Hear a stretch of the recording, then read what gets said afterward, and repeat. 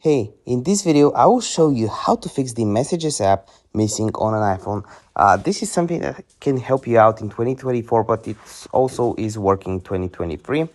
As you can see, I already have it here for me, but to actually get it for yourself to fix Messages app missing on an iPhone in 2023, what you want to do, the first thing you want to do is just, if you cannot find it in any of your home screens, you want to swipe up on your iPhone and just type in messages, just like so, and you should see it.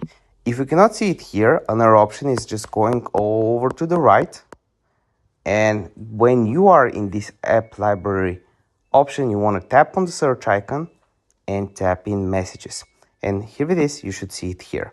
If that doesn't work, you want to type in App Store, go over to the App Store, click on search, and you want to type in messages, just like so.